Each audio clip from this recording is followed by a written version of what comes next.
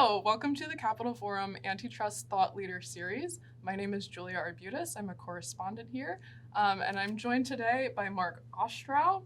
He's a partner at Fenwick and also the regulatory practice area lead there. So welcome to the interview. Thanks for having me. Yeah.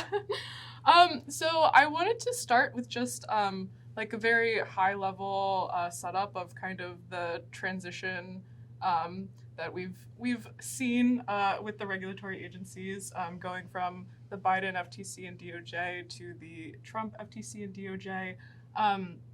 What like early trends do you see out of the Trump regulatory agencies that are cluing you into how they're going to be looking at tech issues? Great. So I would say there's the same and the different. Yes. So and it really is actually too early to tell for sure because there's what people say. Weeks. Yeah, it's been 6 weeks, and what people say and what they do is not always the same. So, but some of the indicators of the same is a continuation of serious enforcement through, and some of the indicators there are Chairman Ferguson keeping the HSR form changes, keeping the merger review guidelines, and continuing forward on both agencies with existing cases and moving forward, particularly the big tech cases that are existing. And some of the statements coming out indicate a continued seriousness about looking into potentially problematic transactions. So what's a little different are a couple different things. There is at least some statements about returning to a more I would say merger friendly, but not in the sense of not enforcing, but understanding that there's a process with mergers that need more certainty. So the notion of taking a look quickly, granting early termination for things that are not problematic, clearing deals hopefully more quickly when they don't have issues, and when there are issues, being more amenable to solving them through potential fixes, rather than always kind of playing the chicken game about going to court and challenging. So we'll see how that turns out. Yeah. So you mentioned the HSR, the new HSR form. Is there any like big changes that you're kind of keeping an eye out for as you're advising clients and kind of looking through the new forms?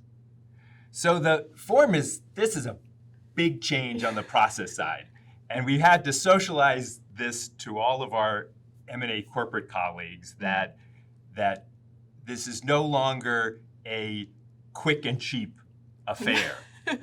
And it is so far from a quick and cheap affair. So we're talking about significantly longer periods but to actually put together the form, and significantly more cost as a result. So that's just kind of the process side. But substantively, there's a couple indicators that kind of change how you have to do business. One of them is a much broader scope of documents that get pulled into the initial form.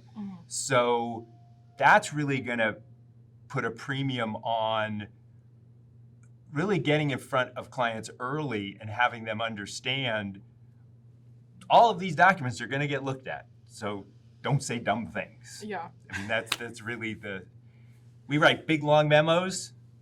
The upshot of the memo is don't say dumb things. So then, so that's kind of one piece of it. But the other piece is that there's an expansion into providing a lot more information on non-horizontal factors. So supply arrangements, vertical factors, and those, going back to what I was talking about at the beginning, those could be good in the sense of allowing the agencies quickly to see where there might be issues or not and dispense the ones that there's no vertical issue to be concerned about. But it also could mean that that indicates we may have a lot more investigations on that side of the coin as those issues kind of jump up front and center when someone's looking at it. Awesome. So also kind of coming from the FTC, they've kind of started a public inquiry on tech censorship. Can you talk a little bit about the like content moderation focus that we're kind of seeing from that agency? Yeah, I'm actually a little troubled about that because it really does. It's the clearest indication of politics infecting what at least practitioners hope is a more, rule-based, economic-based focus of merger work in particular, but conduct work as well, because one person's content moderation could be another person's censorship, and there's been discussion that, oh well, this is an indicator of market power because the online platform is censoring views, and that reduces the quality of the site. Well, if you look in the past at what has been censored, not all of it is quality enhancing. Some of it is quality, decreasing. So, so some level of content moderation could actually be a good thing. So it doesn't predetermine, market power or predetermine that quality is going down. It could be going up. So there's that. So that's a little worrisome because all the discussion to date has been one way, right? That moderation is bad and something that's troubling. Now, there's an interesting separate issue that has nothing to do with the stuff we're talking about here, but in some ways it has a lot to do, which is, there's this separate legal movement about reducing the role of the immunities for online platforms under the Communications Decency Act with respect to what they publish.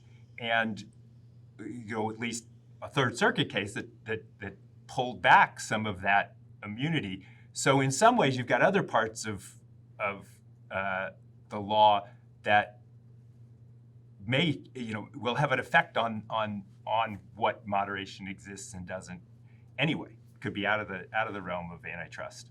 Yeah, I forget sometimes that like tech is still a new thing, and it's something that we're like actively trying to figure out how to. And by we, I mean like Congress and regulators, and that everyone's obviously I am a journalist, but that's something that like people are.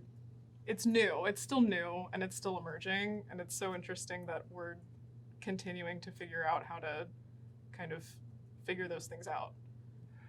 Yes, that is so true.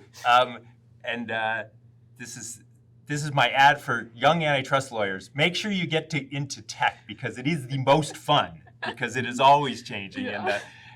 But it is challenging because, particularly for antitrust, because the markets change so much. The definition of what's a market, changes all the time, and the potential for anti-competitive issues arises in subtle ways because the whole nature of the tech industry relies on interoperability, and frankly, a lot of interoperability with competitors. Yeah. So what might seem on the surface pretty benign could actually result in some anti-competitive foreclosure in different ways, and so that's something that you see in a lot of the current tech cases and concerns with market power in one area being used to negatively affect another area, and that that doesn't help it happen as much in other industries. Yeah, I remember some of the kind of tech blogs that were coming out of the Biden FTC were, concerned about interoperability, concerned about AI issues. What do you think the appetite for specifically AI issues are coming from the FTC under Chair Ferguson? Well, I would say AI is probably just, in many ways, just another new technology in terms of how the antitrust should think about it, and because it's new, you need to be careful about, well, where are the problems and not. And really, the most important thing is making sure the playing field doesn't tip, one way or another, that creates problems later on. I mean, and that's been the big criticism of antitrust enforcement from 20 years ago, not seeing the internet evolve and kind of realize that the way those markets work, they're very susceptible to tipping and creating market power. And you could see that, AI is another one where they're worried about that, right? So you see a lot of notion about looking at the tech stack for AI and making sure there's no choke points there that could then be used to extend into other areas, so that so the hardware, the software, the algorithms, all of those pieces. So I think there's going to be a lot of focus just making sure that those don't all get consolidated into one place.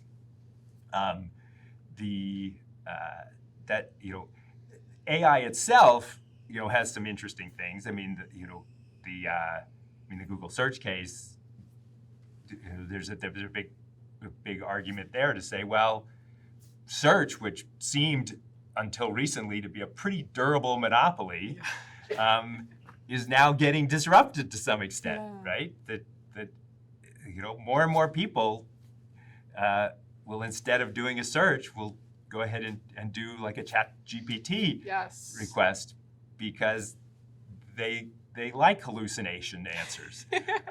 It's not there yet, so sorry, Sam Altman, if you're listening. But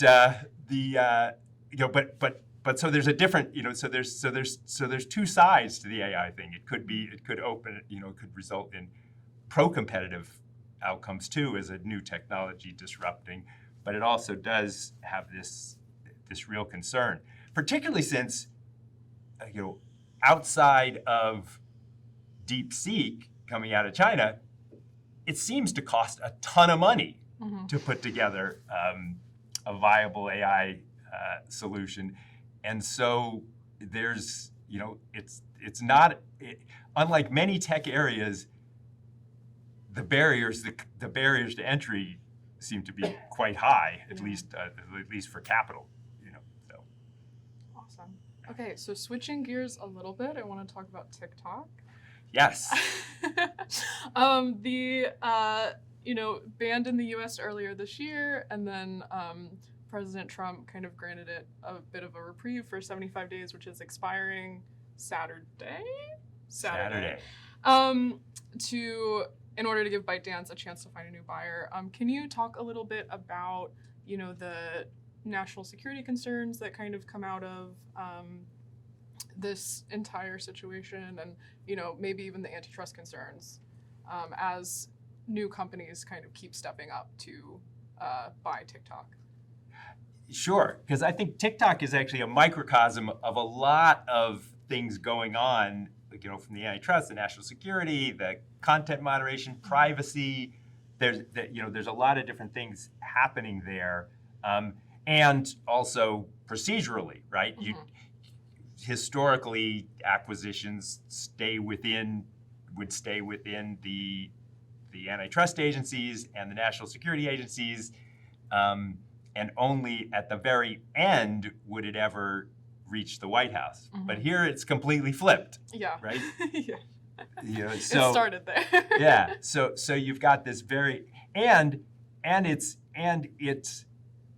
completely subverting what was the will of Congress, right? This was not a close vote, which is pretty astounding, given that everything is a close vote now. And everyone understood that there was an issue that needed to be solved. So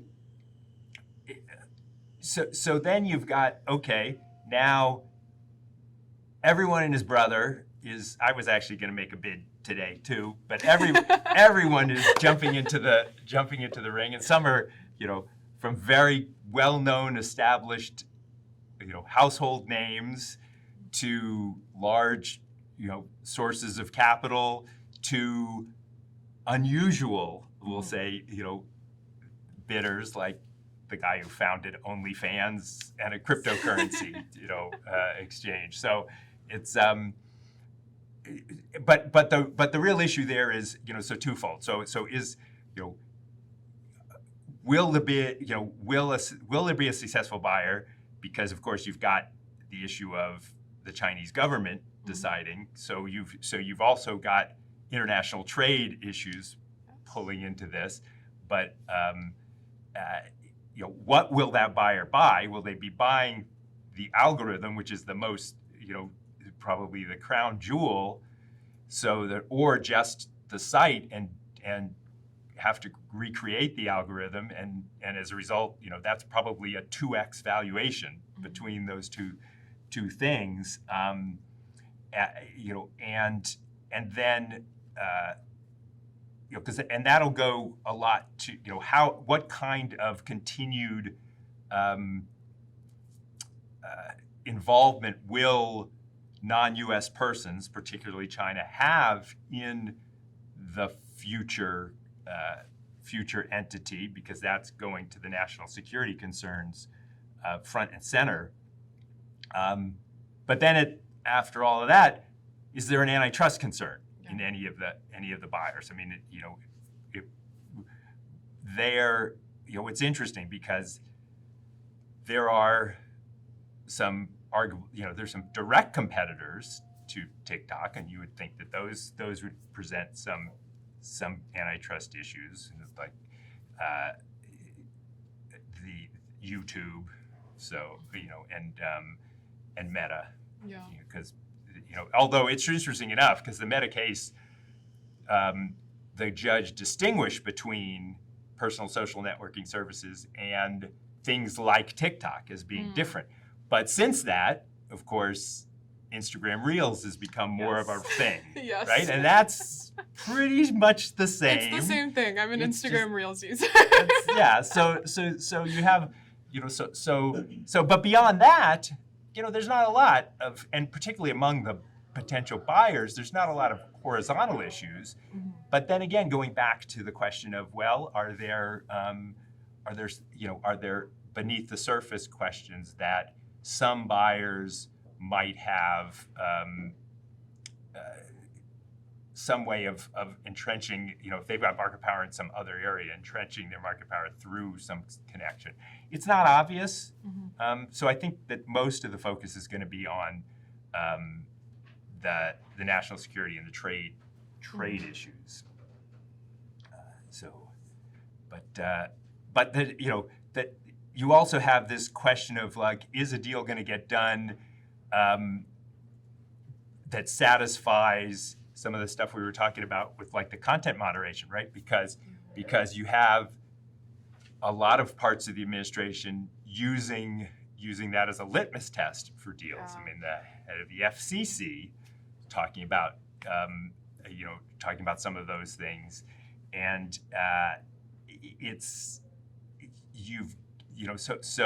so then there's a question of, well, which buyer is going to agree in advance to certain practices? I would say that they should agree to certain privacy practices, but not a lot of people are talking about that part. Yeah. I mean, that's probably the biggest part. I mean, that's the part that TikTok has gotten in trouble for, clearly. Mm-hmm. The other parts are more in the ether, right? The concern about Chinese access to information and targeting that information is a concern, but it's but the actual violations of the Children's Online Protection Act and stuff is real. So I mean, it's but there's, if anyone tells you what that they know what direction is going, they have to be one of those hallucinations on AI because because it all comes down to the president. Yeah. And so what he's going to do and how he's and since everything is part of the same deal. The tariffs are not for economic reasons; they're really for negotiating reasons, and so that can get thrown into the pie and all of those things, and a grand bargain could be met, but. Stay tuned. Yeah, for the next 2 days at least. Yeah, I mean the interesting thing there is if there's not a deal in 2 days, then there is actually no legal basis for extending this. Yeah. So there actually wasn't even a legal basis for extending it in the first place because in order for it under the law to get this extension, there had to have been a deal already in place that just hadn't been finalized.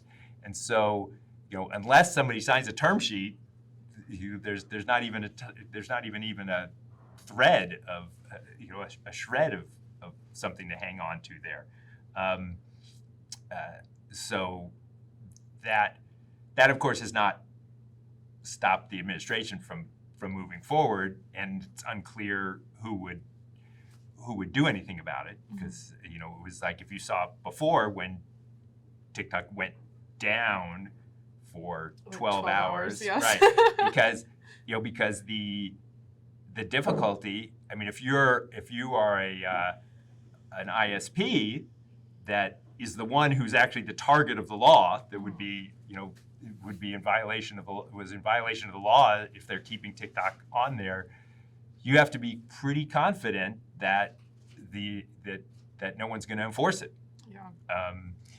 And so that's part of the thing here is that maybe there's no legal basis for extending, but if they believe a strong enough commitment from the administration that says we promise not to enforce it, then that may still allow TikTok to keep moving. Awesome. Well, that was great. So we talked about a lot of different things today. Is there anything that I didn't ask you that's kind of on your mind as you're thinking about, trends in antitrust, like where, enforcement of like big tech mergers and conduct is going? Anything that we didn't cover, though it seems we covered a lot.